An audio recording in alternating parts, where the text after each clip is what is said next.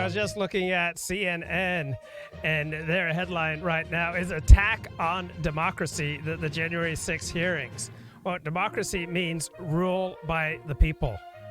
All right, so were the people attacked on January 6th? There was an out-of-control riot, which I thought was a horrible thing, but it's no more an attack on democracy than, say, the man who came to Justice Kavanaugh's house to murder him, right? And all the rioters outside the homes of Supreme Court justices and the left-wing agitators who took over Wisconsin state capitol for a year. So if you mean by attack on democracy, disrupting democratic institutions, right, then that happens dozens of times, and it's almost always by the left. But as far as attack on democracy, there are 100 things that attack democracy, because we are a limited democracy, we're a representative democracy, and power resides with the people. That's the true meaning of democracy, and that was really unaffected by January 6th. Let's see what Tucker Carlson has to say. Good evening and welcome to Tucker Carlson Tonight. We're still shocked. Everyone else seems to have moved on to the next thing, but we still can't get over what we saw yesterday when Joe Biden stunned the world and announced during a press conference with no warning at all that he has a potentially fatal disease. I have cancer, Joe Biden said. I got it from living in Delaware. It turns out that Joe Biden's home state is so thoroughly polluted, so supernaturally filthy, that even lepers living in public sewers in Calcutta refuse to go there.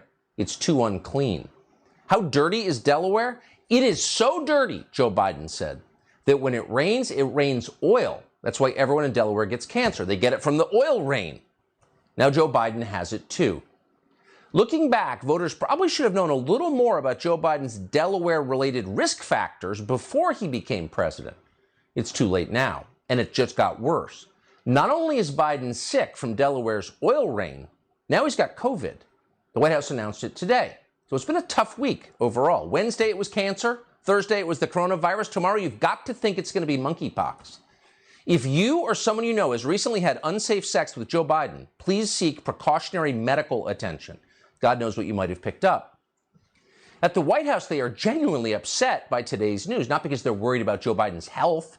Everybody who works at the White House already knows he's so thoroughly unwell he can barely speak. These are the people who run his teleprompter. They're the ones who put the little pieces of tape on the floor so he knows where the door is. These are not people who have any illusions at all about Joe Biden's condition. What they're upset about is the fact that Joe Biden just stepped on their message. And from day one, that message has been consistent and unrelenting. Get the vax or else. Get the vax so you can't have a job, or an organ transplant, or Thanksgiving with your kids. Get the vax so you can't visit your mom as she dies in the hospital. Get the vax, prole. It's the most important thing that you can do, and you're a monster if you don't. So people obeyed. They did it. Okay, they said, we'll take the vax. Doesn't look like we have a choice. But are you sure it works? It's pretty hard to make a successful vaccine against a coronavirus. In fact, nobody's ever done it. We tried with SARS almost 20 years ago, and that failed completely. So are you absolutely positive this stuff works? Are you sure it's safe and effective? Of course we're positive, screamed the mannequin. We're the U.S. government. We know these things. We don't make mistakes. Stop asking questions. Questions have no place in science. Just take this shot and you will not get COVID. That's guaranteed. Joe Biden said that. He didn't just say it once. He said it many, many, many times. The fact is, this has been a pandemic of the unvaccinated. Unvaccinated. The Delta virus, which is much more transmissible and more deadly in terms of unvaccinated people, the various shots that people are getting now cover that. You're okay. You're not going to get COVID if you have these vaccinations. If you're unvaccinated, you have some reason to be alarmed. Many of you will, you'll experience severe illness in many cases if you get COVID-19, if you're not vaccinated.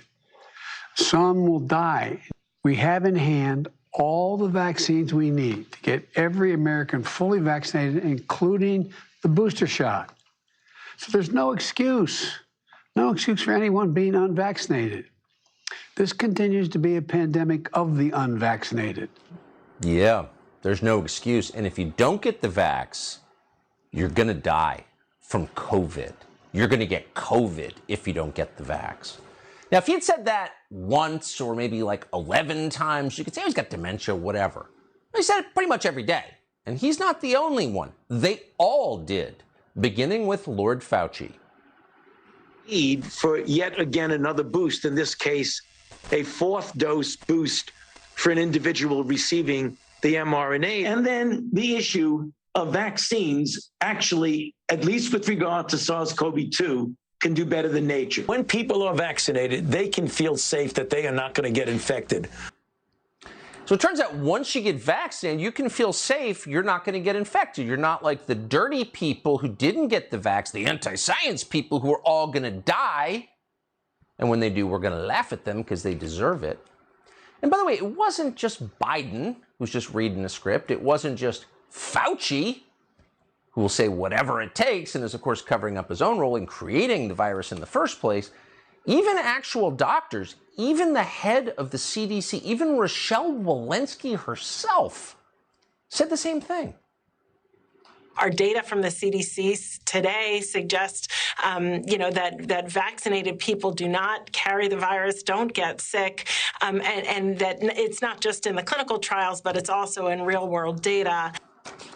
Yeah, it's not just in the clinical trials, it's in real-world data. Just look around, observed reality. You don't know anyone who's gotten the vax and then got oh, wait, everybody who got the vax got COVID. How does that work? Well, they never explained. They stopped telling you it was a pandemic of the unvaccinated because that was so obviously untrue. You got the vax and you still got COVID. So they stopped saying anything at all, and they hoped you would forget about what they said for a full year and all the thousands of people whose lives they destroyed on the basis of that lie. But what they didn't do, ever, was apologize for it. They hoped they wouldn't have to. But then last Friday, Joe Biden, again the President of the United States, became visibly symptomatic with something during a speech in Jerusalem. Watch. I was making a speech, and I had a terrible headache. Excuse me, a terrible headache. And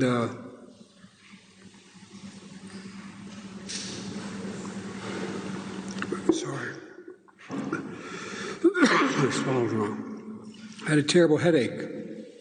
This is years ago, and I did a very stupid thing. Remember when you were a kid, all that public health authorities were trying to stamp out cigarette smoking, and they printed these huge posters of a wino dying of cirrhosis, tugging on a Pell-Mell. They said smoking is very glamorous. In other words, don't be this guy. Well, if we ever have another pandemic, let's hope we don't, but if we ever do, play that tape. That's what you don't do. Remember the CDC and its guidance? When you develop symptoms, you isolate immediately. You don't cough on people at press conferences. Those are the rules that your kids lived by at school. That's why they wore the little masks. They couldn't breathe.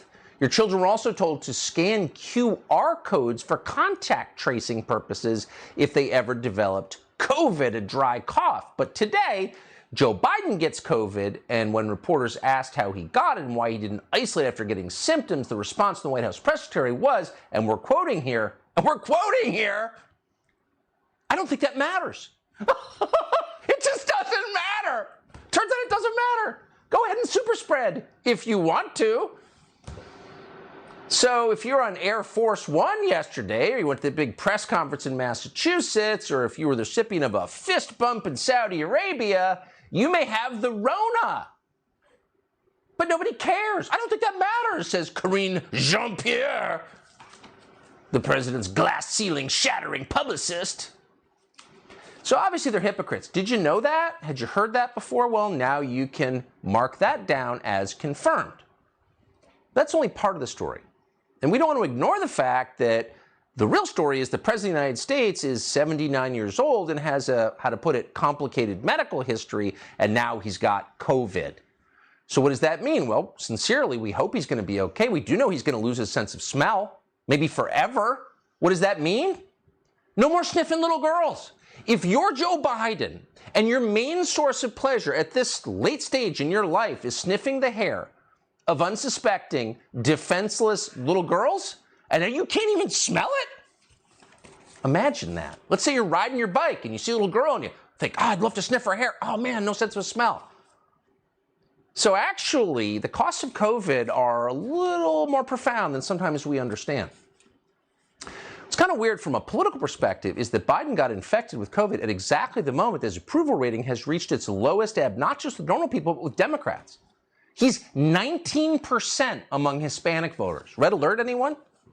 And this also comes at exactly the same moment that his son faces possible felony charges.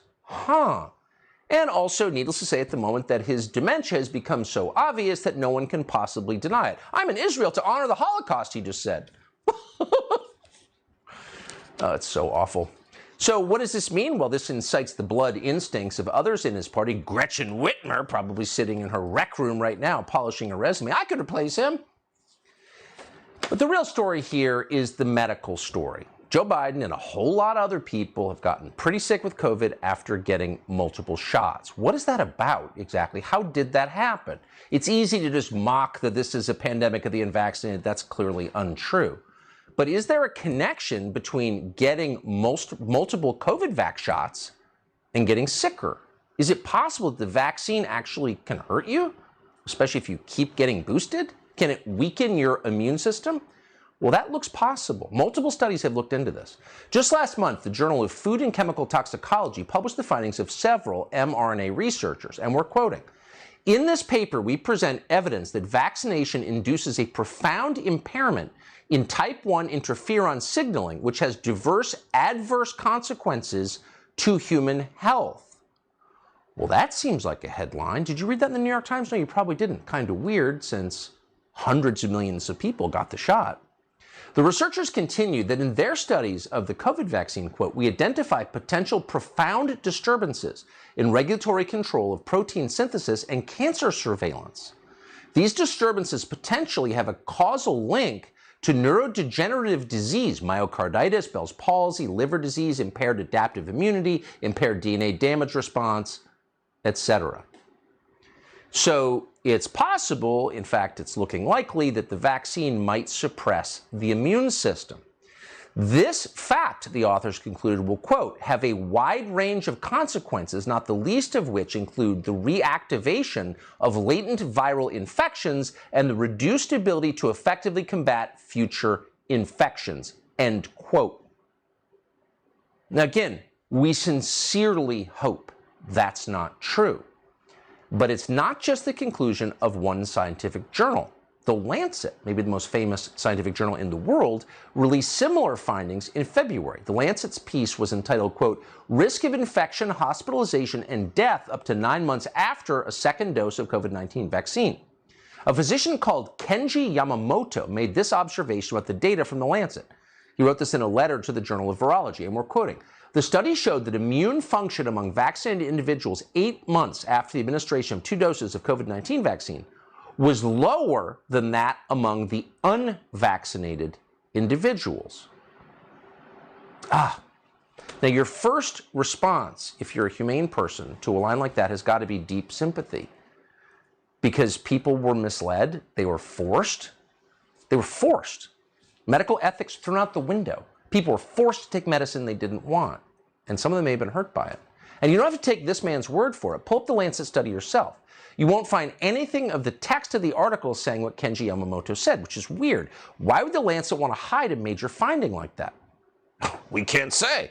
But if you look at Table 3 in the piece, here's what you'll find buried in the data. Among people around the age of 80 who have been double vaccinated, that would include people like Joe Biden, the per capita rate of medical incidences, including hospitalizations or death, is nearly twice as high as the rate of serious incidents for the unvaccinated. This is 180 days after vaccination. What is that? And why is no one interested? The piece also includes a chart showing negative vaccine efficacy for all ages after 8 months for all participants in the study. So, again, this is sad news for a lot of Americans, but it's also a profound indictment, maybe the greatest indictment in our lifetimes, of our leaders. Their recklessness, their pig-headedness, their dishonesty. Given this, how is the DC government, among many others, still requiring school children, public and private school children, to get a COVID vaccine? That's a question that no one asked at today's White House press briefing. How are members of the U.S. military being dismissed without their pensions because they won't take this same vaccine in light of these study results? Is no one paying attention? How is this allowed? But instead, today at the White House briefing, all the questions are about the proof of life video that Joe Biden's office released today. Here it is. Hey, folks, guess you heard this morning I tested positive for COVID. But I've been double vaccinated, double boosted. Symptoms are mild, and I really appreciate your inquiries and your concerns. But I'm doing well.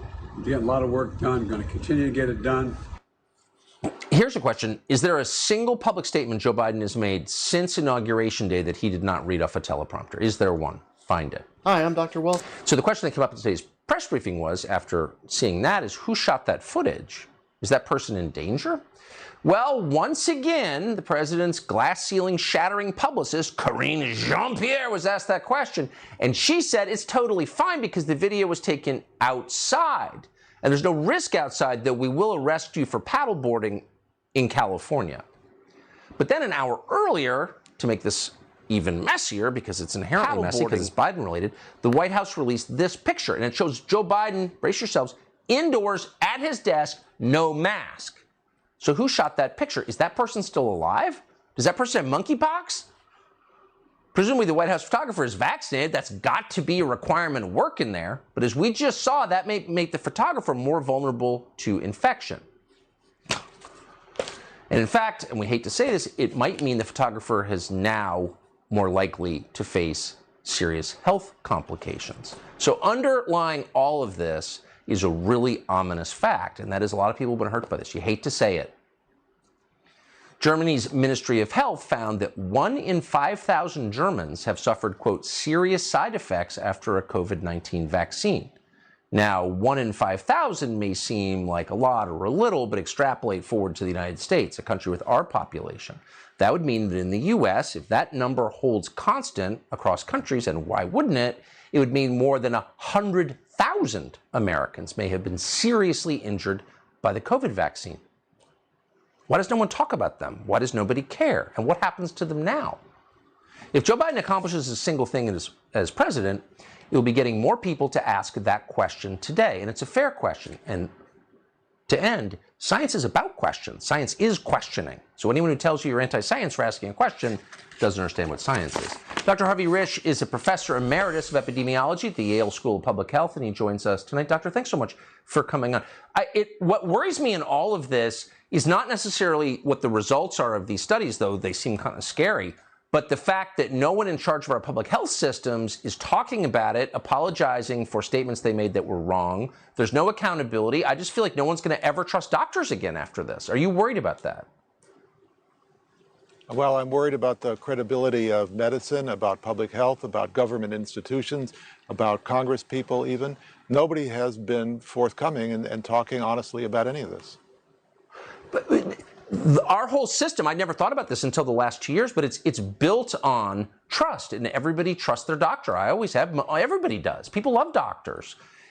Doesn't the medical establishment understand that their credibility is at stake, and that's kind of existential for them and for all of us? Well, the problem is that doctors are more afraid of what happens if they go outside the permitted messaging than just hiding behind going along to get along, you know, and so their credibility loss follows because they were unwilling to stand up to the message. You are one of the few who's had heterodox views on this and has said so publicly. What have other professors you worked with, other physicians that you know, people who have lived in your world for some time, what have they said to you privately?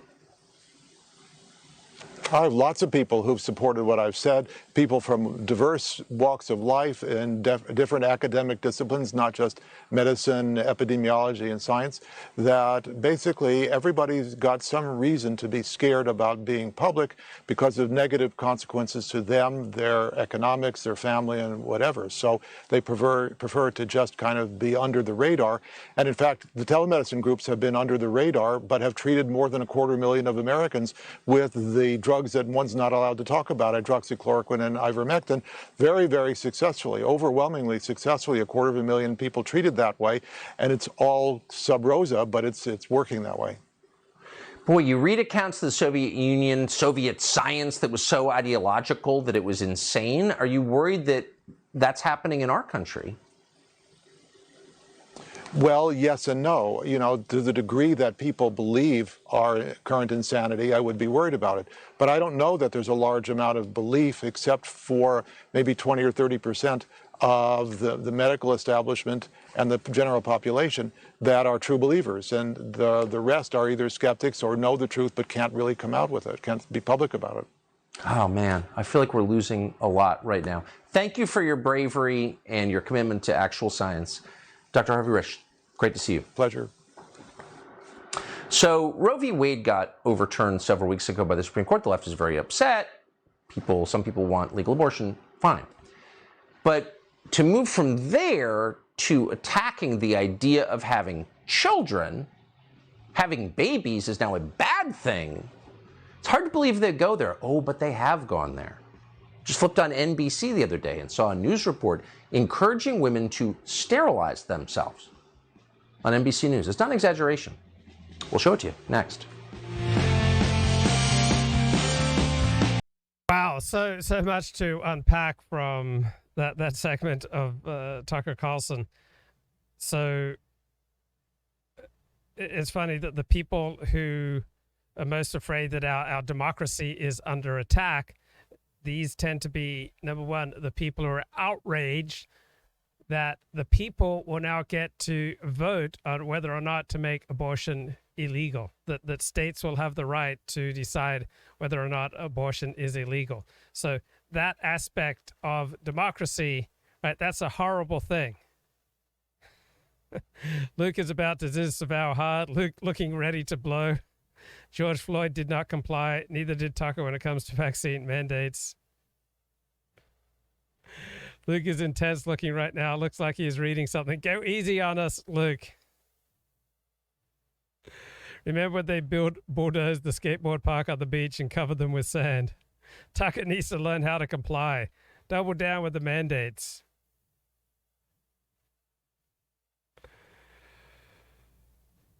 Okay, so much to unpack from that segment, and it's why we need dissident voices like Tucker Carlson. We shouldn't just be getting the same predictable responses.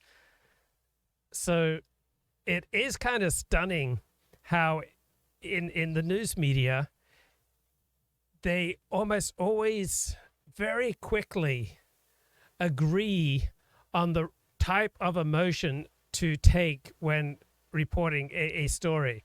So, you know, some stories are about heroes and some stories about bad guys, but there's this overwhelming sameness in the media with the angles that they take on every major news story. Now, news stories can be infinitely complicated. It's just kind of bizarre that the news media almost always have the same emotional tone and the same angle on almost every major story, whether it's COVID, vaccines, the January 6th riots. Like, how come they so agree? And that kind of makes the point for this excellent book by Ronnie Goldman, the philosopher and lawyer, Conservative Claims of Cultural Oppression, the Nature and Origins of Conservaphobia, that the people who run our society are liberal left. And even when Republicans say, as they did in the 2016 election, win the presidency, control of the U.S. Senate, and control of the House of Representatives, they still feel very much under the left's boot, right? You win the elections, but you still feel like the left is running things.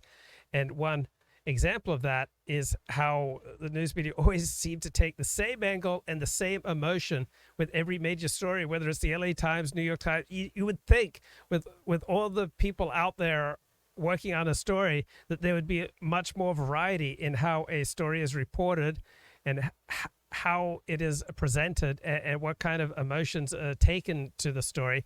And yet there's just this numbing sameness. Right. So the people who say January 6 riots are an attack on democracy, right? The same people who are outraged that people get to vote on whether or not abortion is legal. The same people who are outraged that people got to vote in Great Britain about leaving the European Union. And they're the same people who are outraged that we're not listening to the experts with regard to COVID. Now, I don't have to repeat. I have conventional views on COVID. I think, generally speaking, the experts were more right than the people. Right? I think, generally speaking, the encouragement of wearing masks, the even mask mandates, and encouragement of taking vaccines, I'm all on that side. But I do recognize that the same people who are shouting at us that democracy is under attack, we have to pay great attention to the January 6 hearings, they don't want democracy operating with regard to COVID, right? They want expert rule. So the very people, the very institutions who argue that our democracy is under attack because of Donald Trump and because of the January 6 riots, they want rule by experts. We got overturned several weeks ago, and there was a ton of coverage about it, but what you didn't hear ever was anything about the merits of the court's decision. They never talked about the legal aspect of a legal decision. Instead, they moved from defending abortion to attacking fertility. Anyone who wants to, I don't know, have kids, maybe thinks having a family is more important than working at Citibank, was the enemy. Just in case you're wondering if it's all corporate propaganda, it is. So you saw Elizabeth Warren and Gretchen Whitmer begin attacking crisis pregnancy centers. Like, what did they do wrong? Helping women in need? Not allowed. Then some media outlets went as far as encouraging women to sterilize themselves. It sounds like that's something we'd make up, but you couldn't make that up. Here's a recent segment from NBC News. A staggering number of women are now considering permanent sterilization procedures. Following the Supreme Court decision, Google searches for procedures like tube tying or tubal ligation surged. I traveled to Austin, Texas, where I spoke with 3 women about how the latest abortion restrictions affected their decision. I don't want any more. I'll be 27 in October, and I'm just done. You're done? I'm done. So are you for sure that sterilization is something that you want to do or just something you want to learn more about? I think it's something for sure I want. So, Megan, you already had your tubes removed? Yes. And Ashley, you're about to begin the procedure? Yeah, I'm in the process of consultations. What was behind the timing of when you decided to have this procedure? After the draft decision was leaked, I decided to schedule the procedure. I've always known I didn't want children, and I didn't want to be in a position where I didn't want children and would lack access to contraception as well. So, like Megan, I have always known that I didn't want kids. Let's be honest, there's a lot of judgment around the decision to have this procedure, around this decision in general. Right. What do you say to people who don't understand? Sterilization or permanent contraception is just as permanent as choosing to have a child, right? So a lot of the arguments against it, like, well, what if you regret it? You could say the same thing about having a kid. It's kind of like NBC News showing up at Jonestown. Now, you're drinking a glass of Kool-Aid right now. Tell people judge you. Why are you doing that? Because it's civilizational suicide, of course, that they're promoting. But at least they're out in the open about it now. Dana Lash is a nationally syndicated radio show host, and we're happy to have her join us tonight. So it turns out, Dana, if you have kids, it detracts from your loyalty to Amazon. So now corporate media are promoting sterilization just to make, I don't know, more obedient workers? Like, what is this? Yeah, so why is the news media so uniform in their reactions to the overturning of Roe v. Wade? I mean, why do they have so much sympathy, even a heroic approach to all these women want to get sterilized? Like, why? And the one obvious answer is I'm not aware of any pro-life member of the mainstream media. I'm sure that there are some pro-life members of the mainstream media, but I don't know of one. Right? Can you name one pro-life reporter for the New York Times, the Washington Post, the LA Times, CNN, ABC, NBC, CBS News? Right? I'm unaware of one single reporter who's pro-life. And so the ideological sameness, all right, the ideological dominance of the left in reporting is one major reason why there's such a sameness to the news. But another factor is that people are really afraid of stepping out of line. And they don't want to be attacked by their peers. So frequently, when you have a profession that you love, right, whether you're a doctor or a journalist or a dentist or a lawyer, the opinion of your peers is going to matter to you 10 times more than the opinion of anyone else. And so you don't want to get out of step with your peers. You don't want to be ill thought of by your peers. And I think that's another powerful factor why journalists have such a similar approach to the news, and why, say, lawyers, right, kind of band together, and often they do a lot of useless billing, right? They kind of have a tacit agreement that, I'll make these motions and then you'll make motions to oppose me, and we'll run up our bills, and then we'll get together and we'll settle things after we bill for tens of thousands of dollars. So the people who have a profession and their profession is important to them, that's usually far more important to them than their race, right? Doctors usually feel far more in common with people around the world who are doctors rather than their fellow citizens. And so there are many forms of identity, and racial identity is one form, religious identity is another. But if you're high achieving, you're a member of a profession, and you respect what you do, you like what you do, and you value what you do, in all likelihood, your profession probably be your primary source of identity. Okay, so many things to talk about in Tucker Carlson's segment tonight. Oh, so the accusation of hypocrisy, that Joe Biden's a hypocrite. Whenever you stand for something publicly, you lay yourself wide open for being accused of hypocrisy. The only way to avoid being accused of hypocrisy is to stand for nothing, right? You stand for nothing. You promote nothing. You don't hold by any standards, all right? You don't promote any standards, right? Then you can never be a hypocrite. But as soon as you stand for something, you will always be a hypocrite, because everyone is fallible. If you're religious, you will be far more likely to be accused of hypocrisy than if you're secular. When was the last time a secular humanist was accused of being a hypocrite for his secular humanism? It never happens, because secular humanism, in effect, in the real world, it doesn't stand for anything.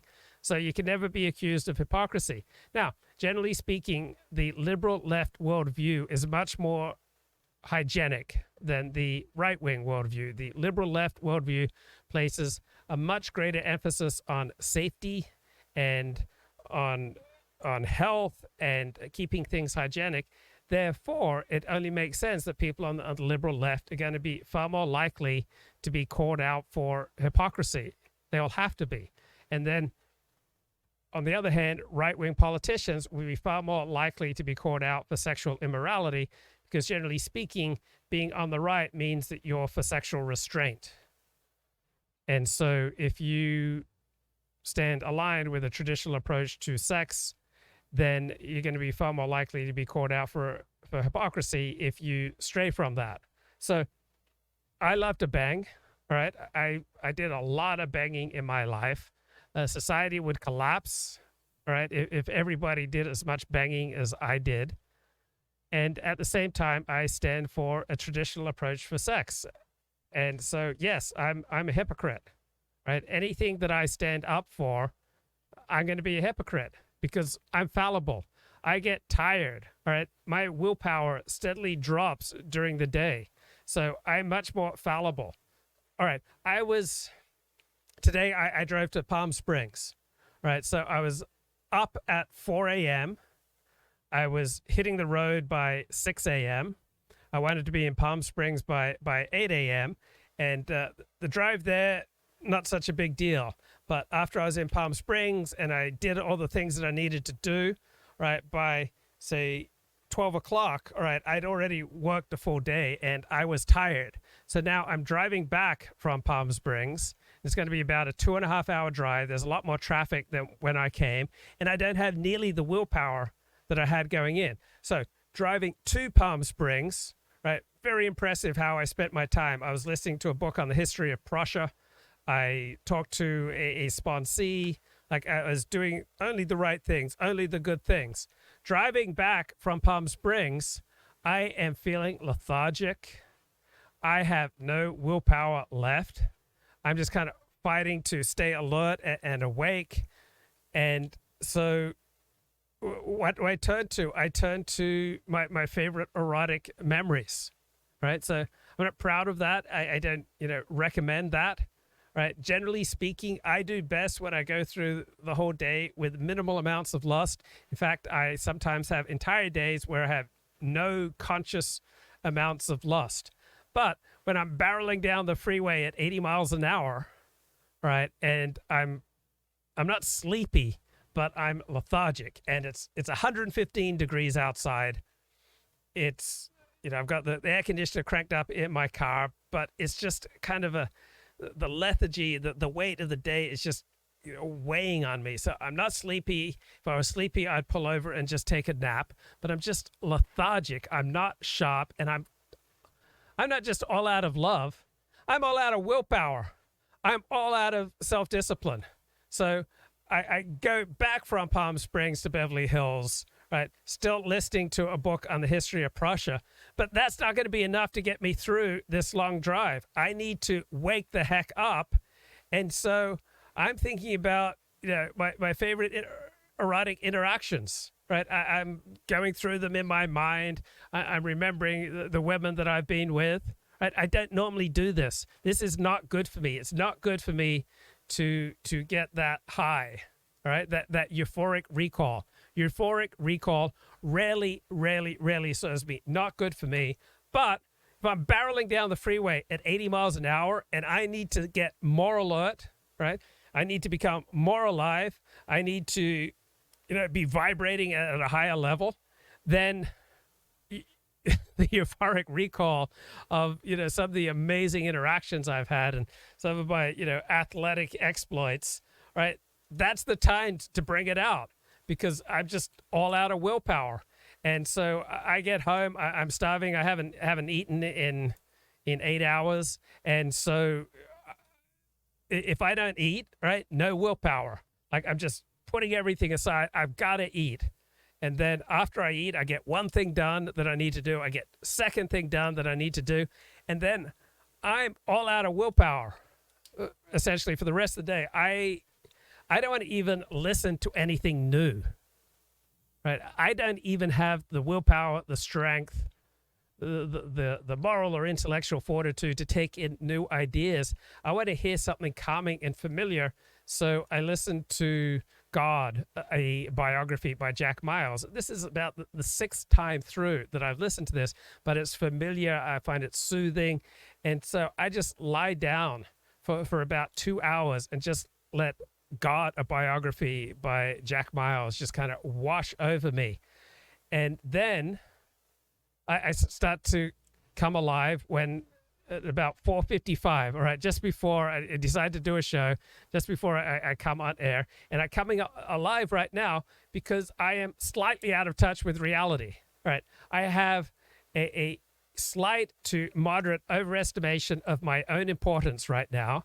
I have a slight to moderate overestimation of my own sagacity, right? I have a slight to moderate overestimation of the compelling and entertaining nature of this show that I want to do. Because if I didn't have some of that delusion, I wouldn't be doing a show. I would just be chilling. It's a hot day out there. I'd be chilling. Like, why work? Like, why put something forward if I just looked at this show with complete realism, right? If I just said, wow, 20 people gonna watch you live, bro. And then when all is said and done with this video, right, maybe 300 people will watch it, and another 75 people will listen to it on SoundCloud, and that's going to be it. And it's not going to have a noticeable effect on the lives of 95% of people who take it in, and then for perhaps 5%, so maybe 5 people out there, 10 people out there are going to experience, a benefit to their life that's just above and beyond what they would otherwise be doing at this time. If I just took that coldly realistic approach, I wouldn't be here, right? So sometimes delusions serve you. God forbid, sometimes I'm sure the Talmud and the rabbis would disagree with me about this, and sex addiction therapists would disagree with me about this, but felt to me this afternoon when I was all out of willpower that an hour of euphoric recall when I was trying to spark up on my drive home from Palm Springs, I felt like that served me. Normally, I don't want to go there. Right? Normally, I don't want to be daydreaming about these various visceral interactions that I've had with beautiful women over the course of my life, because that doesn't serve me. I don't want to go down that path, but I need to feel alive when I'm all out of willpower. What are you going to do? Okay, you've been a wonderful audience. You've been the best audience, and so you deserve some hate porn. Let me give you a quick burst here of Tucker Carlson tonight. So if you've ever been in a TV control room, there's a huge bank of monitors, and every single one of them, it shows everything that's on TV. And one of our producers just said that on every other channel, they're playing some kind of January 6th hearing. January 6th, because that's the biggest thing going on in America right now. Now, why are they doing that? No one wants to watch it. You know what happened on January 6th. Some guy in Viking horns wandered around on mushrooms and made weird noises, and that was kind of it. It was an insurrection in which none of the insurrectionists had guns. But it makes the people covering it feel like they lived through Vietnam. More lifestyle liberal narcissism. That's really the key to everything. Anyway, if you plan to travel by plane anywhere in the United States, you're going to have to provide identification several times. Now, of course, that's racist. But what's interesting is that requirement does not apply to illegal aliens. Today, the director of the TSA admitted that hundreds of illegal aliens have been allowed to board airplanes just by showing their arrest warrants.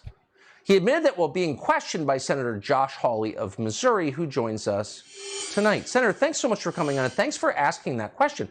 Can I get on a plane by showing my arrest warrant now?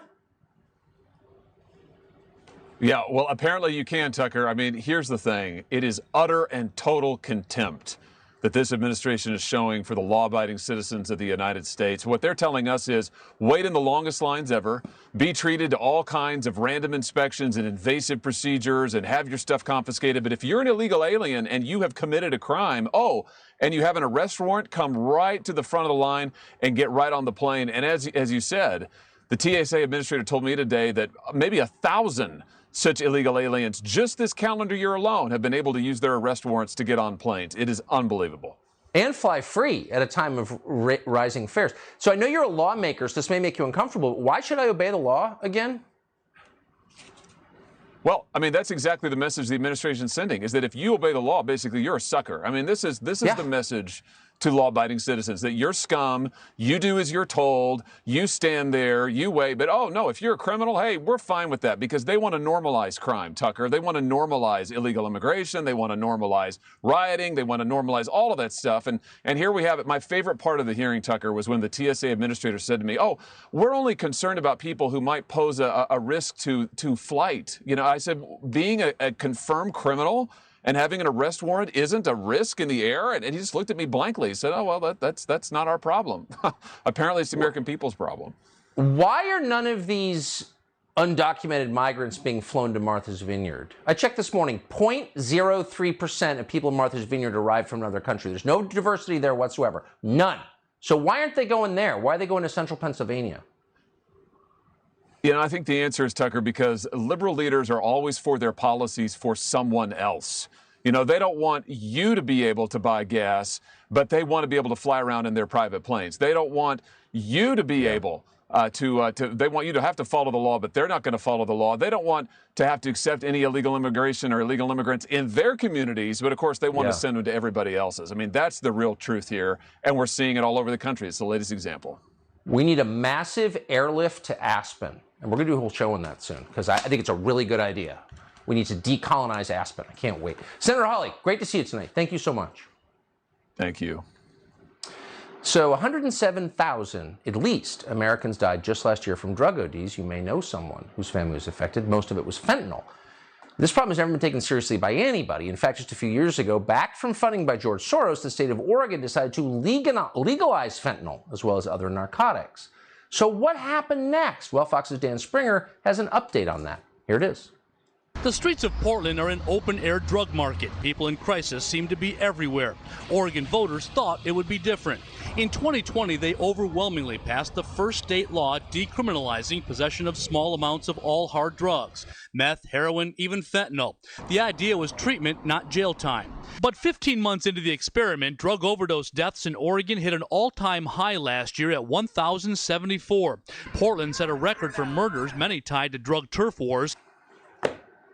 Lily Morgan is a state representative from Oregon. She joins us tonight. Lily Morgan, thanks so much for coming on. This does not seem very compassionate at all. Okay, and right now and for the last few months, more vaccinated people are dying of COVID than unvaccinated. Now, this doesn't mean that vaccines don't work. People who are more rigorous about getting vaccinated, by and large, tend to be older people who are more at risk of dying from COVID.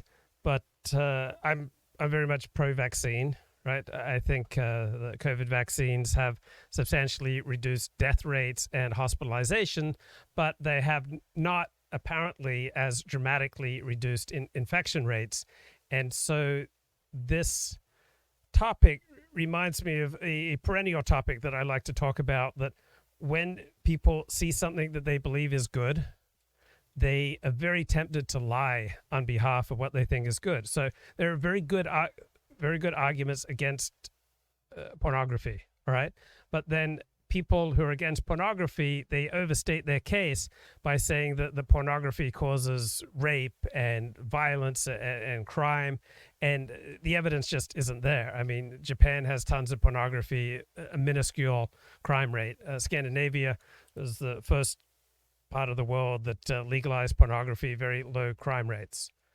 So with regard to vaccines, our ruling class and scientists and people who are in influential positions, they wanted to get on board with what I believe is a very good thing, to promote vaccination. But as with many good things that people want to promote, they oversell it and effectively lie to try to promote by using noble lies. And the lie was that if you get the vaccine, then you won't get infected. And obviously that has not held up. But it's the most common thing in the world. When people in a public position, right, they want to promote something that they believe is good, and so they oversell it, they overstate, and they end up lying. Now, Tucker is just being completely irresponsible here with promoting this paper, all right? I mean, it's really awful what he's doing here, right? So it's a paper by Peter McCullough, all right? That paper that he was talking about, how vaccinations suppress the immune response, right? So this was published in a journal I had never heard of, right?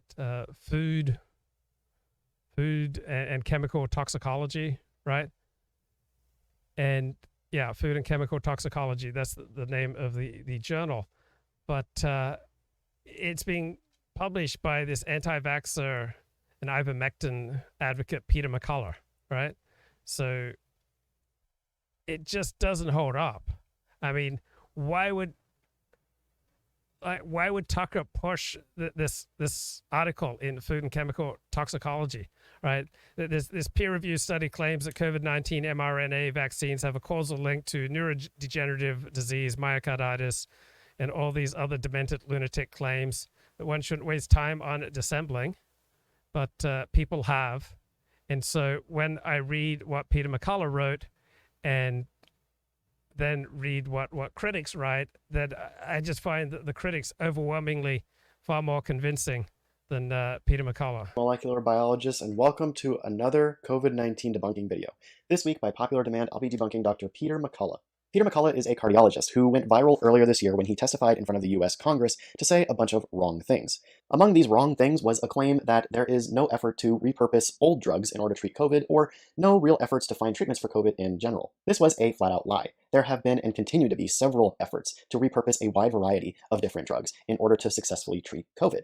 Some of these drugs have had success, and some have definitely not. And now doctors have a go-to strategy to treat COVID, which by all means is not foolproof, but it is much better than what we had at the beginning of the pandemic. But for some reason, Peter McCullough finds it appropriate to ignore all of this in front of US Congress, and instead plug drugs that definitely don't work, like hydroxychloroquine and ivermectin. His reasons for saying these things in front of Congress are most likely motivated by political interests and lobbying groups. But what kinds of things is he saying today? Is he still saying wrong things that are demonstrably false by the evidence at hand?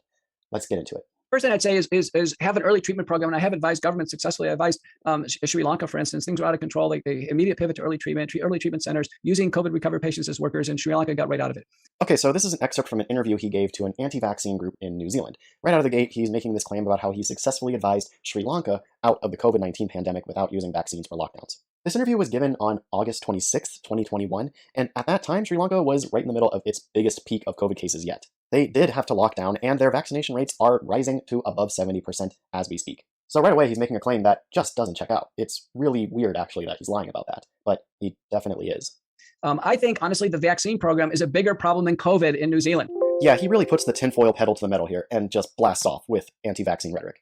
But I'm interested to hear, what's his evidence? The vaccine, in a sense, has become a menace. It's been a propagandized, socially weaponized menace, and it's terrible that we found out the vaccines don't work.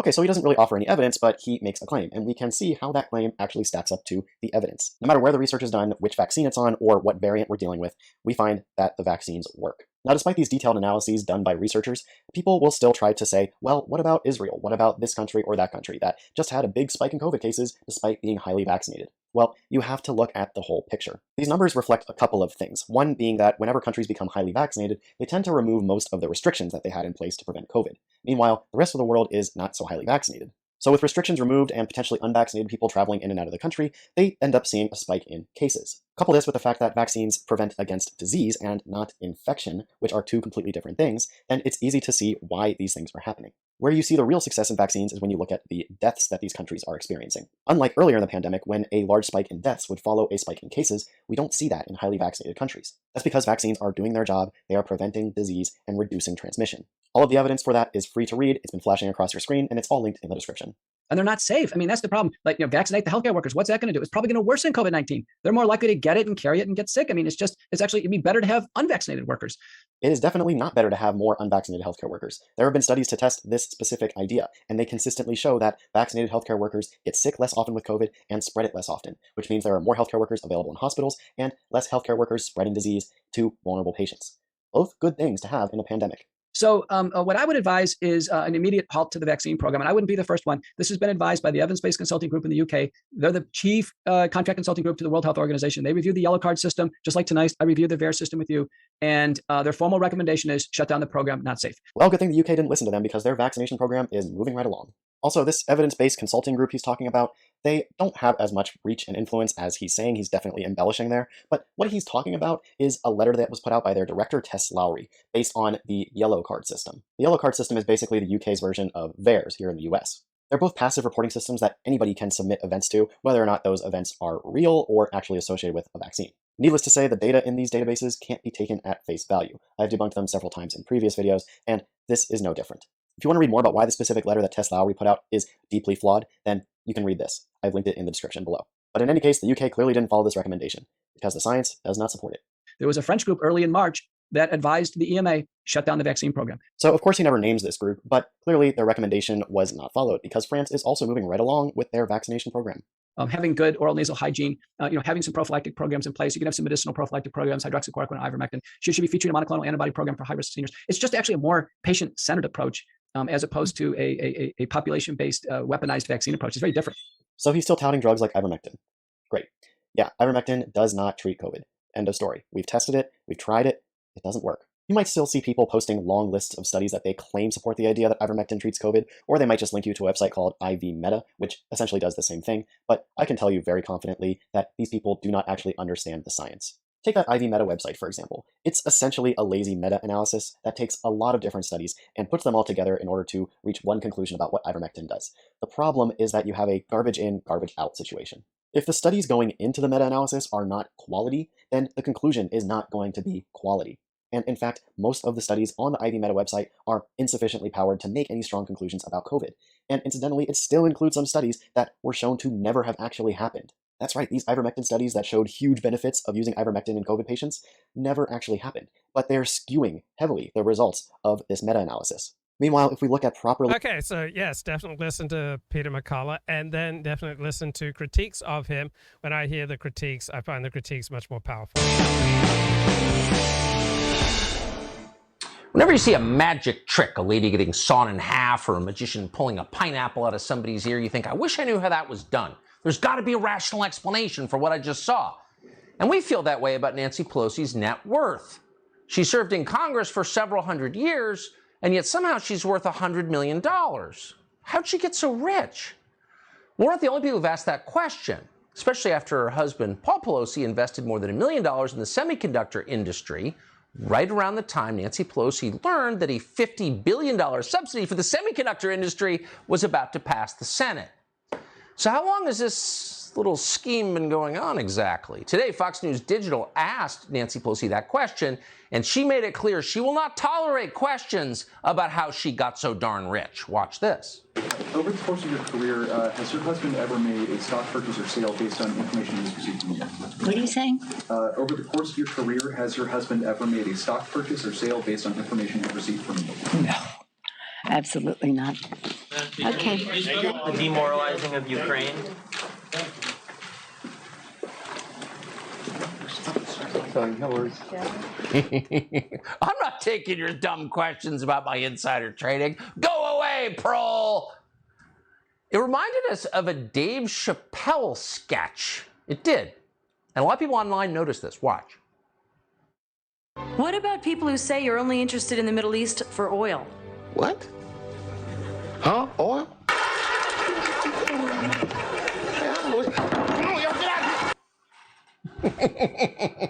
She didn't knock over the water jug, but pretty close.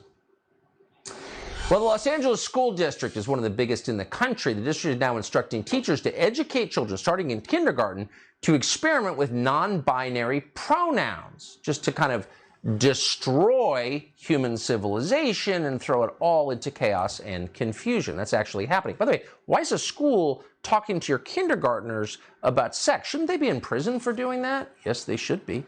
Chris Rufo has proved this is going on. He's obtained several documents from the district's equity department. He joins us tonight. Chris, thanks so much for coming on. Tell us what exactly is going on here, if you would. So what's happening is that public school bureaucrats across the country, in this case in Los Angeles, have taken the principles of academic queer theory and then turned them into a K-12 pedagogy.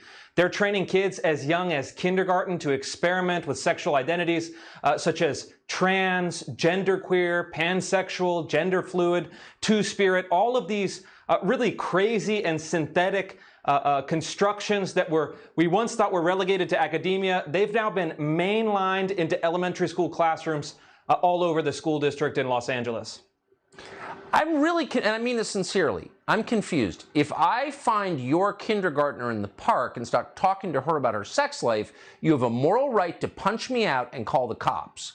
Why in the world are we allowing teachers to do the same thing? Well, I think a large part of the reason is because of this illusion of authority. And so the two prominent domains where these ideas are being transmitted are education and the medical profession. And, for better or worse, historically, these have been very trusted. So people listen to teachers, they listen to doctors. But I think this is starting to change because this is getting, frankly, out of control. And one thing that is really important to know that actually school districts like Los Angeles have adopted an explicit policy that teachers can facilitate your child's gender or sexual transition, and the default policy is that they keep it secret from parents. So they know that they're doing something that parents would object to. I have the documents that prove exactly what they're doing, and they're trying to keep it a secret. I mean, up until recently, the rule was you troll my minor children about their sex life and you're going to get hurt. And I think that should be the rule still. I think this is that, it's that threatening. I appreciate all you've done to bring this to light. Chris Rufo, thank you. Thank you. So Hillary Clinton's back in the news talking about her future at exactly the moment Joe Biden announced he's got the Rona. What's going on there? We'll tell you after the break.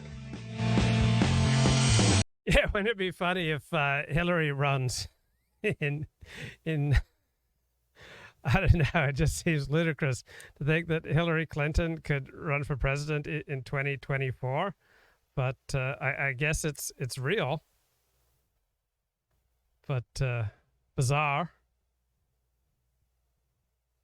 I mean, who is the Democrats' strongest candidate for 2024? A hot summer, been a lot of hot summers recently. Instead of thinking through, well, what can we do about that? It's getting a little warmer. Climate change is changing. It's happened before. We had glaciers at one point. The Biden administration is telling us this is an existential crisis. It's a threat to humanity.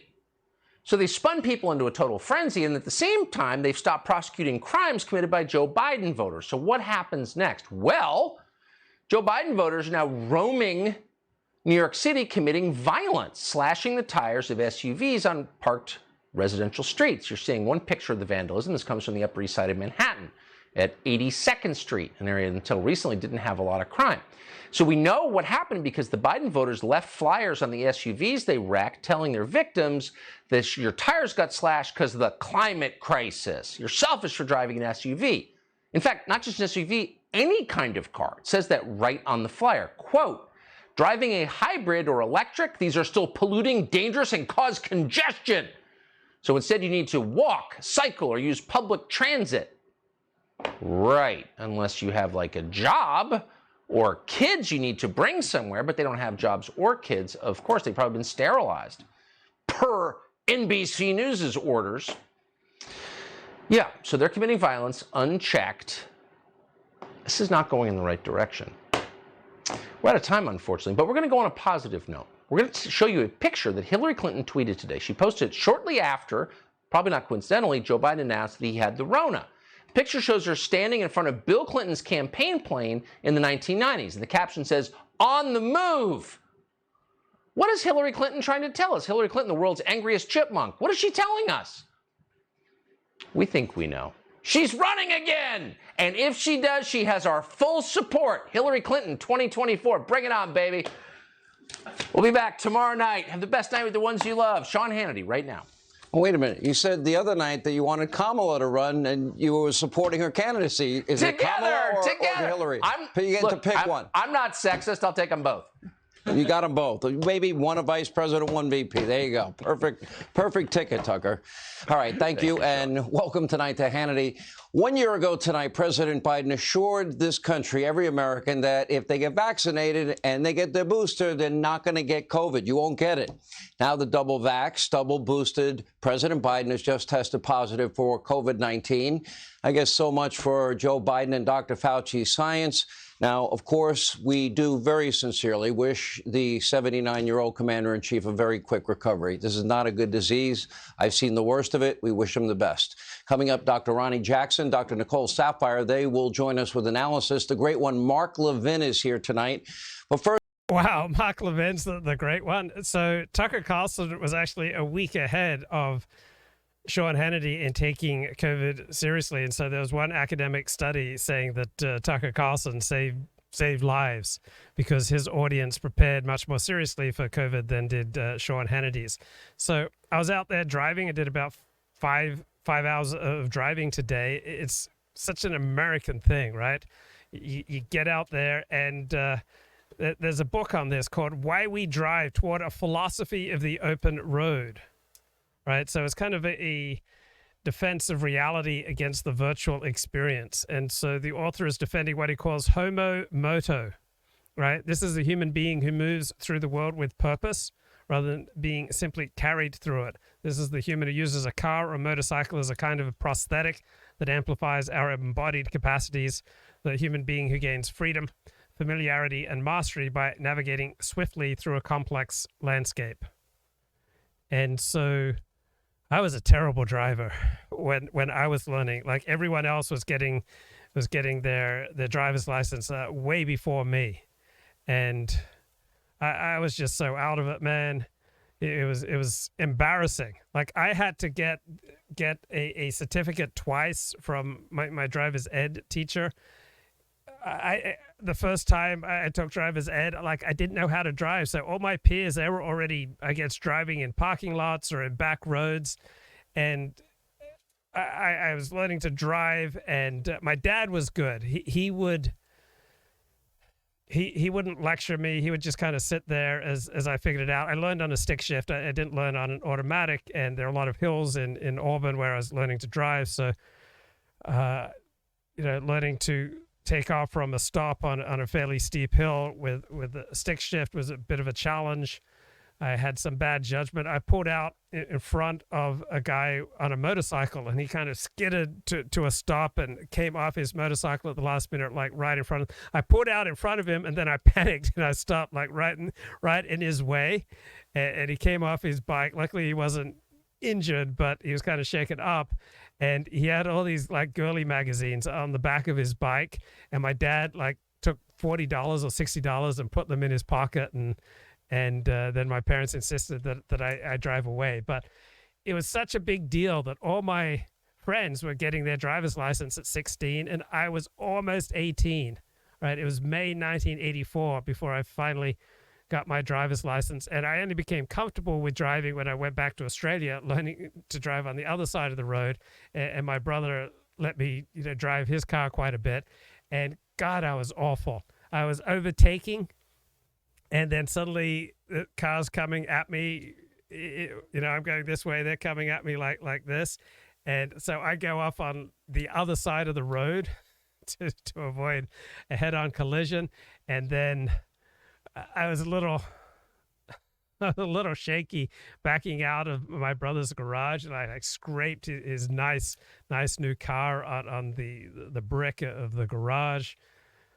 But learning to become competent with driving was like a huge step for me towards adulthood. And then I got back to America, and I was driving to San Francisco. I used to cover the San Francisco 49ers, which was like a 2.5-hour drive from Auburn. I'd get to drive back to Pacific Union College. I bought a car. These were huge steps. So if people aren't driving so much anymore, what are going to be the crossing points into adulthood, right?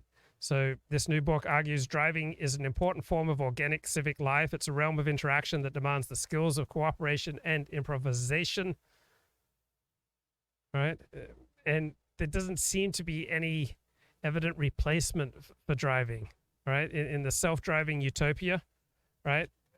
We're just going to be passive receptacles for other people moving us around, right? So the open road is a seedbed for democratic virtues. I love the open road. I love driving, right? You get out there, particularly if you don't have obligations or limited obligations, and you just hit the open road and you turn on the music or a good Audible book. I love freedom, right? I love the idea of running for daylight. I love just going out there on an adventure and seeing what life will deliver to you. And I love like navigating my way through. I love like noticing what other people are doing, predicting what they're going to do, navigating the law. So let's say frequently the speed limit to Palm Springs is 55 or 60. And I was rarely much below 75, but I was keeping up with traffic. So law is not just what's on the books. Law is how it is enforced. And so driving is a way of getting into reality. And if everyone else around you is driving at least 75, you're a jerk if you're driving 55, all right? You are ruining the experience, and you're making the roads less safe. On the other hand, if everyone's driving 55 and you're driving 80, then you are the jerk. So homo moto. Right, I was talking a little bit earlier about healthy narcissism. Like, what the hell is healthy narcissism? And I'm going to tell you as soon as I find Since I find the video, I thought I had that all lined up. Man. So anyway, healthy narcissism means that you have an exaggerated sense of your own abilities. And usually that doesn't serve you, right? To have an exaggerated sense of your own abilities, but sometimes it does serve you.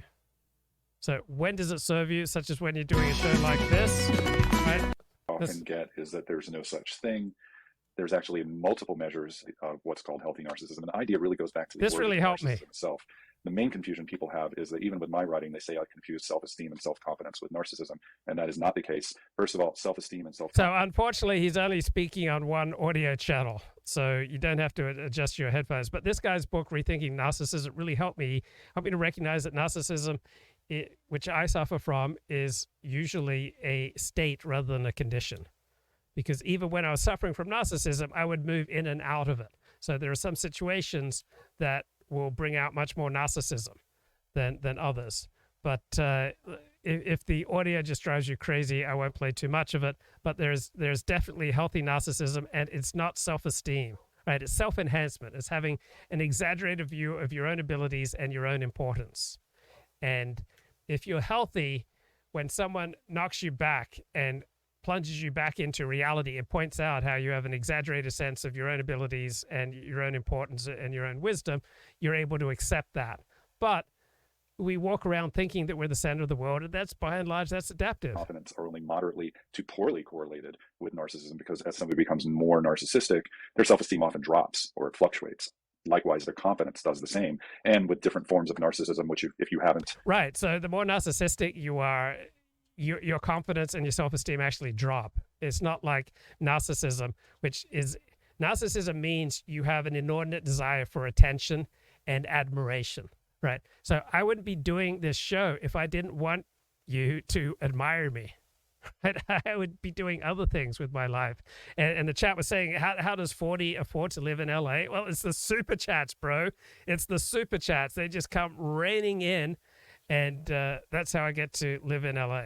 Seen my videos or read my material on that in my book or elsewhere, I encourage you to go back and look at the different forms of narcissism. Some people who are extremely narcissistic or have some forms of narcissism, like vulnerable or covert, don't necessarily feel self-confident or have high self-esteem at all. The way you want to think about healthy narcissism, and the way I bring it in Rethinking Narcissism, is that it's part of a spectrum of self-enhancement. Self-enhancement has a long research tradition. I talked about this previously as well. You can also think of it as positive illusions. Really kind of a slightly rose-colored tint on view of self-world. Yeah, so often we benefit from believing things that aren't true. We benefit by believing things that are irrational. We often benefit from having rose-colored glasses. We often benefit from having idealized beliefs about other people, all right? What's the key thing I've read, according to some academic literature, for a marriage, and that's having an overly idealized perspective on your partner.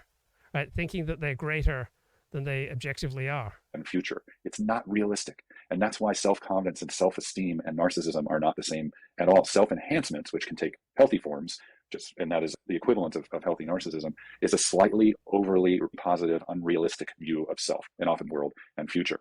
And there are any number of measures for it. There's Paul Wink's autonomous narcissism, which you can think of as sort of warm ambition. There's leadership authority on the narcissistic personality inventory. There's something called admiration on the narcissistic admiration and rivalry questionnaire, or NARC. And then there's just healthy narcissism on the narcissism spectrum scale that my colleagues and I put together, that has items like, I like to dream big, but not at the expense of my relationships, and I persist in the face of failure, items like that. You can hear the flavor of it. But again, just to reiterate, self-enhancement or healthy narcissism is really about the emphasis on slightly, overly positive, unrealistically so view of self, world, and future. It's kind of a slight inflation, and it turns out it's cross-cultural. It takes different forms, say in China or Japan, where that slightly overly positive view of self might have more to do with being caring or connected to others, versus say in the Western culture, where it might have to do with more striving for achievement goals. But it is cross-cultural.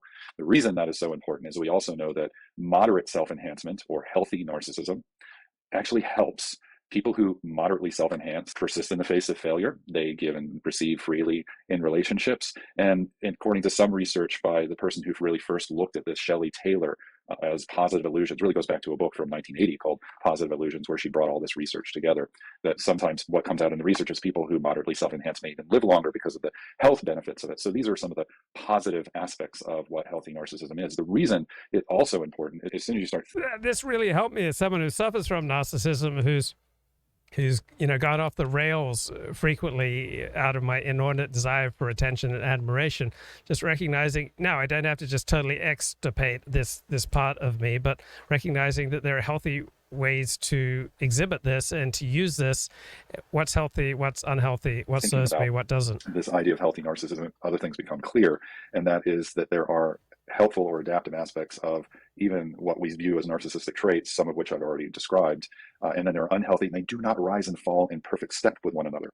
So if you look at measures of narcissism and apply them to, say, politicians, particularly people who later on in life might strive to and achieve the status of becoming president of the United States, they all score high enough on many of the narcissism measures matching up with traits to be considered narcissists. That is high enough in the trait. The difference is, at its best, they don't have any of those unhealthy traits. In other words, they moderately enhance. What are some features? So the unhealthy expressions of narcissism is when you're exploiting other people.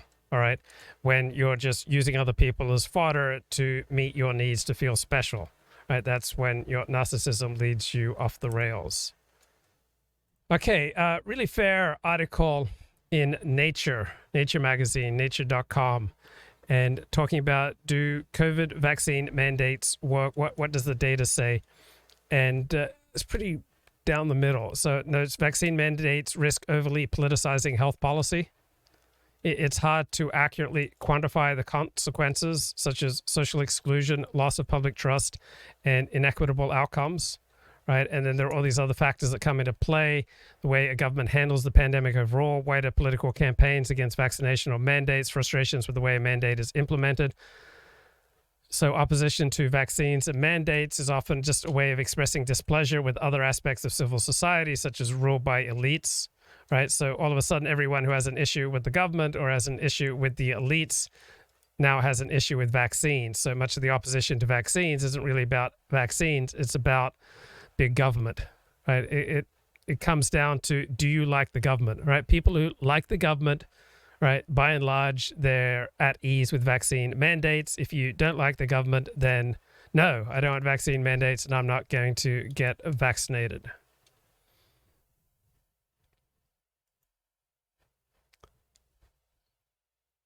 So Ken Brown, aka Deep Left Jokel, is not a big fan of democracy or of nationalism. If you think that whether or not power should be given to the people will say that the people deserve all of the power.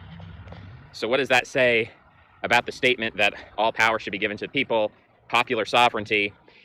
It says that people are egotistical, self-interested, and arrogant, and that they believe that they deserve to rule themselves, that they have...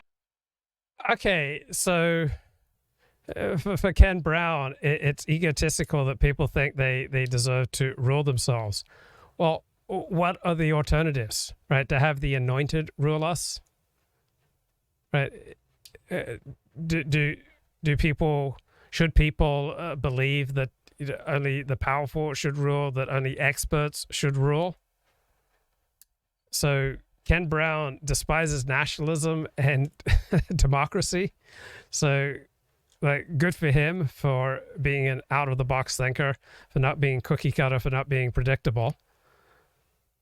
Nationalism means that you believe in the dignity of every member of your nation, and he finds this appalling. Have the technical knowledge which is required to make important decisions. As soon as you... Right. He despises democracy and rule by the people because the people don't have the technical knowledge to make important decisions. So he very much wants rule by experts, right? Rule by aristocrats. He doesn't want the people ruling themselves. Kind of an anti-American, anti-democracy perspective. You give the why. If you just stop there, if you say, well, if you run around town and I start interviewing you, do you think power should be given to the people? Do you believe in popular sovereignty? Do you believe in true democracy where the people truly have the power? In this kind of Rousseauian, we're going to serve the general will. We're going to serve the common good. Do you believe in the common good, sir? When Rousseau came up with that concept of the common good, he was appealing to people on a romantic level. He was appealing to people's emotions. He was appealing to people and saying, you know, what do you want most in the world? You want power. Do you deserve it? Well, let's ignore that question. Let's just ride on this assumption. You know, are you willing to ride with... No, it wasn't primarily a romantic statement. It wasn't primarily a moral statement that you deserve it. It was a statement that, given the alternatives, people ruling themselves is a better way to go. Right? So it's kind of fun watching these Ken Brown videos because it's like watching a child get into a car and try to drive it. Right? It's like watching a woman try to parallel park. It's like watching a man try to nurse an infant. So Ken Brown comes across very much like a child playing with big man language and big man words. He's a child throwing out a ton of adult language, but he doesn't seem to have an adult understanding of what he's talking about. So he's got the vocabulary of an adult, and it's combined with the thinking of a child. With me on this gravy train. Choo-choo! We're going to go on the gravy train. And all you have to believe is that power belongs to the people. Popular sovereignty, baby. And this is the basis for the legitimacy of government. But it's a lie. It's a mythology. It's a religion. It's not based on rationality. It's a moral... Okay, so it's a lie. It's a religion. It's not based on rationality. So that what is? All right. So is rule by experts? Is that just the obvious rational truth? But I think call me naive. I think there are fundamental truths to the conception of rule by the people, to rule by democracy. Now, you're never going to have a pure democracy, but it's childlike, right? It's childish. Think, oh, because our democracy is not pure democracy, therefore it's crap. It doesn't amount to anything. Therefore, democracy as a concept is totally useless because it's never been tried in its 100% pure version. Right? We have a system today that has considerable elements of democracy, along with rule by experts, right? Along with the election of an executive who has virtually unlimited power when it comes to foreign policy. But just like there's no pure free market, does that mean that there's nothing to be gained from opening up markets, making them more free? Does that mean there's nothing to be understood about the benefits of, say, dialing back government regulation or religious regulation? Just because you don't have the pure free market and you don't have pure democracy? Claim it's a prescription, but it's based on a hollow, almost, Ragnar Redbeardism of the masses. Why do we listen to this Brown character? Never heard of him. We listen to him because it's amusing in that you get to watch and see someone who's essentially a child in his understanding of the world struggle, or not struggle, the opposite of struggle. He gets to, with great confidence, proclaim on all sorts of things that he doesn't know much about. And you'll encounter this frequently in daily life. People who have the rhetoric, who have the vocabulary, right, who have the big words, and throw them around without really understanding what they're talking about. Nietzscheanism of the masses. I know that's the Nietzscheanism of the masses. Right? That has absolutely nothing to do with rule by the people. Like, what's the alternative? Right? We don't have pure rule by the people. But compared to the alternatives in the real world, all right, we have a great deal of rule by the people. And compared to the alternatives, it's a pretty good option, right? If we had more democracy in this country so that people got to vote whether or not abortion was legal, people got to vote, say, on immigration policy, right? I think probably be a good idea. Ironical... what do they call it? Jumbo shrimp. And it's an oxymoron, Nietzscheanism of the masses. But that's what it is. It's the egoism. It's the masses saying, we decide. We decide what is good and bad. We decide what is good and evil. Why is it egoism of the masses? It's just saying that it's better for people to rule themselves rather than to be ruled by so-called experts. Right. Let's try Ken Brown again. This is a video saying, I failed socially. I failed socially. What does that mean? Why am I talking about it? Okay, this has the potential to be an interesting video. Right? I failed socially. Like when people confess their failings, it tends to be compelling. Like when people are honest about their failings, like the very molecules in the air seem to change. There's a whole new level of interaction. It's a whole, new opening to get to know someone. If someone dares to be honest about their failings, it tends to be interesting. But that's not what we get here. Someone asked me, how does one become humble? And I said, you have to fail. There are a lot of people who I encounter who are not humble. And they're not humble for a particular reason, which is they're overly...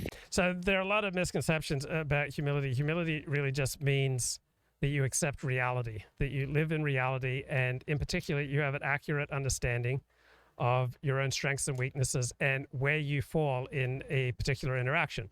So there are a lot of interactions I have where I am essentially the slave. I take direction. If you have a job, right, you are a slave 40 hours a week. You have a full-time job, you're essentially a slave 40 hours a week. If you volunteer and there are people above you who tell you what to do, which I have in my case, then I am an instrument of those people who are in power. So I spend much of my week taking direction from other people, and to be humble means to accept direction from others where that's appropriate. Now, I get to then run my own show where I direct things. So for 10 hours a week, I direct my own show. And then for another 100 hours a week, I direct my decisions. And then I have clients who are essentially the boss. So in certain situations, I take direction. Theoretical and insufficiently practical. And I don't mean that in a superficial sense. I mean it in a very deep sense. I mean it in the sense that you can have theories about how you're going to change the world, or how the world should be, or what should happen. But if you don't take action, then you are a theoretical person and not a practical person. So this is kind of a humble brag, where I failed socially really means I love theories, I have a lot of theories, and I haven't kicked off these real-world movements. There's a place for theory. There's a reason why people are theoretical. I think people are theoretical as a kind of cargo cult, because people look at Marx, or they look at academia, or they look at Christian theologians, and they say, these people have all kinds of theories about the world, and they're very powerful, and they're very important, and they're very influential, so I'm going to develop my own theory. And I have done this. I've personally done this. And therefore, because I have exhibited this behavior, and because I fit into this group of people, and I exude these qualities of the theoretician, I attract other theoreticians. I do not exude the qualities of the practitioner, the activist, the man of action. I don't exude those qualities, and so I don't attract those people. So nobody expects this lad to start a social movement and to change the world with his theories, right? And so if this is his definition of failure, it's completely delusional. I mean, he's so out of touch with reality, it makes you question, would you trust this guy with anything important, to run a store or to drive your expensive car?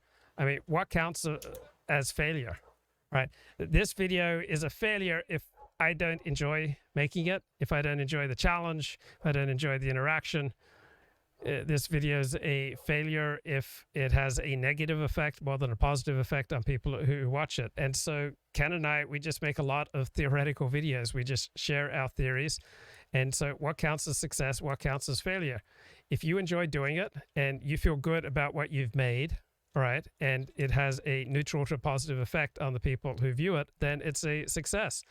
Unless you could have spent that time much more productively. So if you're not making videos, what would you do? So I'm tired. Right? I would not be spending my time productively right now.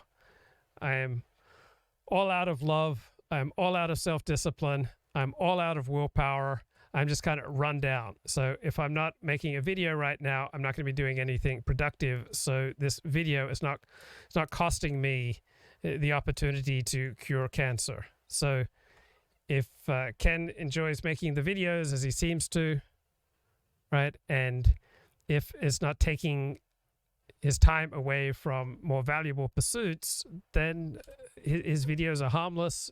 They're a success. People like attracts like.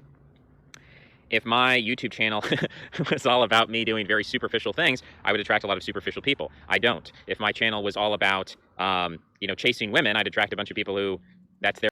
What happened in 2019 with Luke and Ken? I've never had any interaction with Ken Brown. I mean, he's criticized me. I've criticized him, but I've had no direct interaction with Ken Brown. Their pastime and their focus. If I had a channel that was about, bodybuilding, I'd attract a lot of people who are interested and concerned with that. But the common denominator between myself and my audience is, people are attracted to the theories that I put out there. My videos are not a diary of all the actions that I'm taking. Every day, I'm doing this and I'm accomplishing that and I'm experiencing this. No, it's just a bunch of theories. And so as a result, I attract around myself theoreticians. So a theory about theories is that people who are theoretical, their weakness is not in their native land. Their weakness is in the realm of action. And I say I've socially failed because over my travels, I've created this YouTube channel. And if I had a YouTube channel about cats or a meme channel or a prank channel or something, and I put out a call and I said, hey, I want people to video chat with me, I think I'd get a very small response. But because of the way that I've presented myself, I think I've had a fairly large percentage of my audience reach out. I think I've had, somewhere between, 10 to 20% of people actually make a concerted effort or even consider reaching out. And that sort of thing is evolutionary in the sense that it builds upon itself. You don't have a winged dinosaur. You don't have or even a winged insect. You don't have flight as a evolutionary adaptation take place without the precursors of, land-based life forms. Animals, insects that walk on land with legs and that are capable of jumping, and that, over time, this jumping gives way to gliding, and this gliding gives way to flying. So in the same way, in terms of social organization, when I have an opportunity to talk with somebody I've never spoken to before, in that 5-minute conversation, I'm going to make a first impression. Okay, so not neurotypical, but pretty harmless. And sometimes interesting, sometimes thought-provoking, Ken Brown. So I've been reading this book, Conservative Claims of Cultural Oppression, the Nature and Origins of Conservaphobia. And there's a section here that is inspired by something I read when I was about 21 in Adam Smith's Wealth of Nations, that there are all sorts of vices that people of the upper classes can indulge in without ill effect, whereas if someone of a lower class indulged in this vice, it would absolutely destroy them. And I think that's just a profound point. It shook me up when I read that in 1988, and it's wisdom that sticks with me. And so people of fashion, all right, the ruling liberal left intelligentsia, our ruling elites, they have all these vices of luxury and disorder and pursuit of pleasure, lack of temperance, breach of chastity, and they're able to indulge in these vices without much harm, right? If you're a smart person and relatively disciplined person, you can probably be sexually promiscuous without destroying your life. But if you are less smart and less disciplined and have a lower social and economic status, you're much more likely to destroy your life. So the middle classes and the working classes, by and large, feel like we need to commit to a strict moral system, to an austere moral system. And the middle class tends to regard the upper class vices with absolute abhorrence and loathing, because they recognize that these vices, if they engaged in them, would be absolutely ruinous, even if they can be indulged in with impunity by people from the upper classes who have a privilege that shields them from the consequences of these vices. So Europeans frequently regard Americans as moralistic, right? Because Europeans still have lingering traces of their monarchic and aristocratic heritage, right? To a social standing that's congenial to a loose system of morality. But Americans don't have a monarchy and they don't have a landed aristocracy like the Europeans. And so from the very beginning, Americans have relied upon moral character as a test of merit. Self-discipline is the basis of self-government. And so Americans still pay homage to moral character, to Republican virtue. So Robert Bork, who was nominated for the U.S. Supreme Court and didn't make it under Ronald Reagan, he noted that people capable of high achievement in one field or another may find their meaning in work, and they may find a community among colleagues, and they may not particularly need social and moral separation, right? So people who get their meaning from being doctors, lawyers, professionals, they're not likely to need the more sordid distractions that popular culture offers. But large segments of the population don't fall into this category. For them, the drives of liberalism are absolutely catastrophic, right? So if you're a doctor, lawyer, dentist, multimillionaire, venture capitalist, right, you can engage in all sorts of vices that people in the lower middle class and working class, if they started engaging in, would completely destroy them, right? So sexual promiscuity, right? People in the upper classes can often engage in this, but someone in the working class, it could just destroy their life. So the liberal libertine vision is generally advanced by those who have significant professional stature, and their profession will usually provide their lives with meaning and coherence. And so the erosion of traditional religion and traditional morality is not nearly as much a threat to them as it is to the silent majority, right? If your life is not wrapped up in your profession, right, you will have a much greater need for traditional religion and morality. And so the type of vices that successful people in Hollywood can engage in, right, will absolutely destroy ordinary people. So the high IQ, tenured radical, who rails against the bourgeois norms from within the ivory tower, he's probably going to be okay. He's high IQ, which probably brings with it more insight, better ability to read the future. He's going to be able to navigate reality fairly well.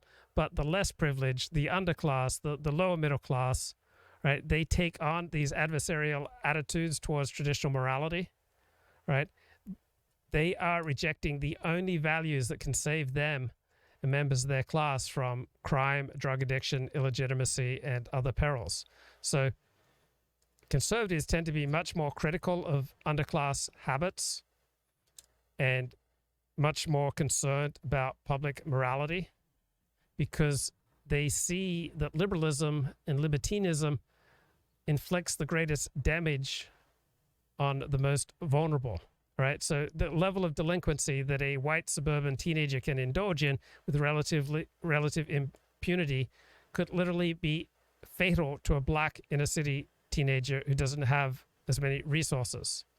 And so many upper class people and people in Hollywood can indulge in great Dionysian excess, right? The secular royalty of Hollywood lead libertine lives and also feel compelled to export their values that really only the rich and the privileged can afford.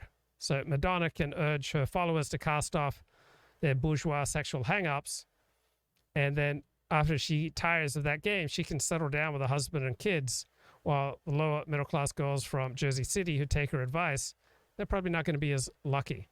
So Bill O'Reilly used to lament the secular progressive crowd and the mainstream media glorifying the gangster world and making money from it. So you have all these white middle-aged ponytail music executives who are no better than crack dealers, right? They know their product dehumanizes people, that it encourages awful behavior. They make money from it. It doesn't ruin their lives, but it is a factor ruining the lives of ordinary people who don't have the resources that the rich music executive does. So from a conservative perspective, the callousness of today's liberal elites towards regular people is very similar to the callousness of 19th century capitalists towards the suffering of the workers, right? It's brought about by a commitment to inhumanly abstract conceptions of freedom, a simple, my liberty ends at your nose ethic that doesn't recognize the chains of social interconnectedness, which gives democratic majorities a legitimate interest in regulating the moral environment, right? Most people need public moral regulation. So liberals believe that state regulation is needed to redress gross inequalities of economic power. Conservatives insist that many forms of moral legislation are required to protect those whose cultural influence is being unjustly marginalized by the media and Hollywood. So the left is unfailingly diligent in exposing business for polluting the natural environment. But when is the last time someone on the left denounced Hollywood or the music industry for polluting the moral environment?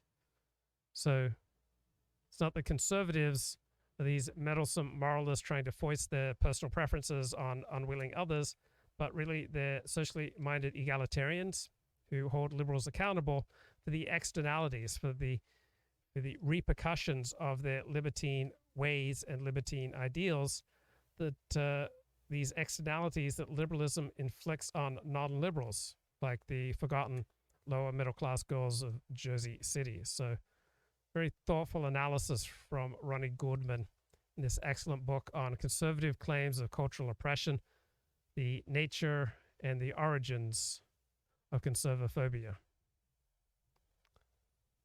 So here's a little bit more on Peter McCullough. Done studies, randomized controlled trials. The answer is very consistent. Ivermectin doesn't help. Researchers have tried giving ivermectin to patients before they go to the hospital, while they're in the hospital, if they're mild, if they're really sick. In any case, it just doesn't seem to help. You can talk about Peter McCullough's credentials and his publication record all you want. The fact of the matter is that what he's saying right now is demonstrably false. But he seems to care more about self-interest than he does about what is true. If you want to see more debunking of Peter McCullough and other COVID-19 misinformation, check out Dr. Allison Campbell's blog that I've linked in the description below. Okay, healthy narcissism. Features of healthy narcissism, and as opposed to, say, unhealthy or pathological narcissism, people who score high on these measures may, in fact, exaggerate and overestimate their intelligence, their attractiveness, or their ability on a task. But when judges bring that information to them, objective judges, say, rating their work and point out, well, actually, you're okay at this, you're average, they adjust their view down.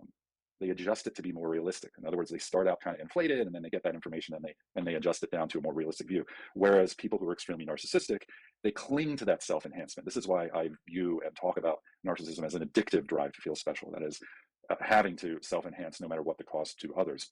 If you give somebody who's extremely narcissistic feedback that they really aren't as wonderful at something or wonderful in certain traits as they thought they were, they will attack, they will get angry. And this is one of the hallmarks of when that kind of self-enhancement turns negative or turns unhealthy. So why is this important too, as well, in terms of a lack of self-enhancement? Well, it turns out there's plenty of research on that as well, in empirical research and just how people have understood the concept for the longest time. And that is lack of self-enhancement is a problem. In Rethinking Narcissism, this is why I arrange things from lack of self-enhancement to moderate self-enhancement to extreme self-enhancement, as we're thinking about a scale or a spectrum of narcissism. People who never self-enhance at all are anxious often, they're often depressed, they might be empathic, they might be warm, but they struggle to hold on to a sense of their own self. This is where competence might drop with a lack of self-enhancement, just as it can with extreme self-enhancement. So looking at the mainstream media this afternoon, just before the show, I was struck by all this talk about democracy under attack. And just seems such a dramatic exaggeration of the problems brought about by Donald Trump, in particular, the January 6th riot. Damn, I have to keep adjusting my sound levels, otherwise they drop or they rise. But here we are. So democracy under attack, but it's the same crowd who wants rule by experts with regard to COVID and all sorts of other things, and doesn't want people to have the ability to vote on whether or not abortion is legal. And so the January 6th committee is wrapping up, and they've got a primetime hearing right now to focus on Trump's inaction during the riot. And so if this is the culmination of the committee's work, that Trump didn't respond sufficiently to the January 6th riot, then they're in trouble, right? If their whole emphasis tonight is Trump didn't do enough to squelch the riot, I don't think that's going to move the needle, right? So the position of the observer is a key part of the data sometimes. And so people on the right, it looks like they're going to be completely unmoved by these January 6 hearings. People on the left, right, they're going to find their point of view that Donald Trump is a grave threat to democracy. They're going to be solidified in that point of view. And I noticed for most pundits, for most analysts in the news media, the hearings have exceeded their expectations. But the hearings have underwhelmed me. I thought they would be more damaging, and I'm open to very damaging allegations against Donald Trump. I think that it was irresponsible of Trump to claim that the 2020 elections were rigged. I don't think there's any strong evidence for significant amounts of voter fraud in the 2020 election. But I don't think the January 6th riots were the result of some great, vast conspiracy. They were obviously the spontaneous reactions of people that Donald Trump had riled up, and these people went out and behaved badly. The January 6th riots tarnished Trump's reputation. They tarnished his standing. But the January 6th committee seems to me has utterly failed to demonstrate a conspiracy. I don't see how they're going to be able to make a case that Donald Trump fomented insurrection. The January 6th riots did not strike me as insurrection. They weren't organized enough to do that. They were a riot.